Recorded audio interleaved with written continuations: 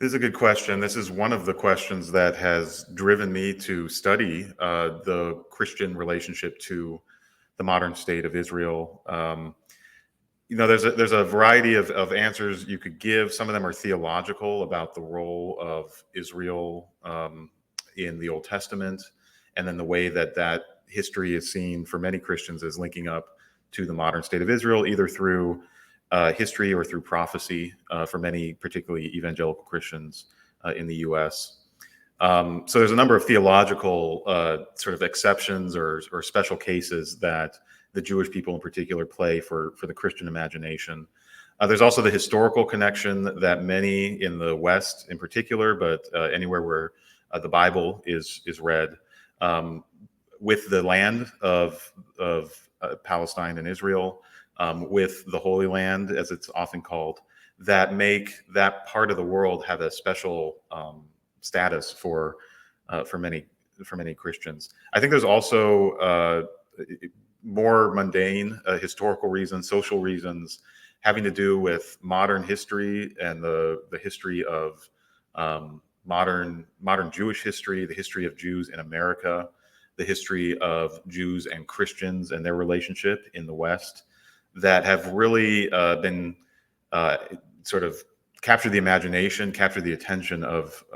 millions of Westerners, you could say, in particular, that have to do with the Holocaust, that have to do with the very fraught relationship between Jews and Christians, that have to do with the very fraught relationship between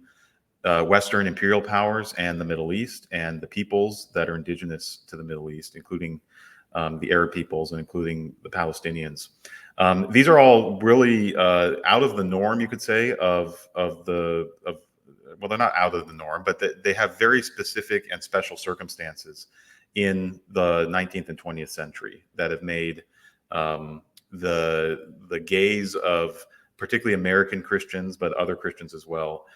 really focused on the Middle East, and often not for good reasons or for helpful reasons.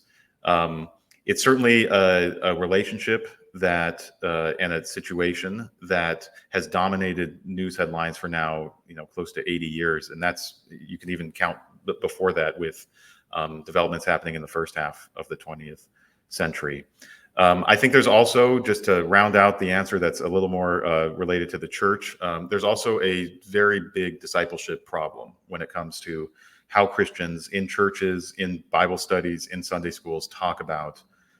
Israel and Palestine. Often those conversations are rooted in biblical categories, which is fine. Christians are wont to do that, but they're often only talked about in biblical categories. They're often abstracted and conceptual rather than on the ground and factual, and therefore they take on really proxy symbolism for other things that Christians are talking about, other values, other debates, and so often are not taken on their own terms. And we saw this certainly in responses in American popular evangelical culture after October 7th and going on for this last year. And so if churches could be part of the solution of discipling their congregants better in how to think about the Middle East and how to think about this conflict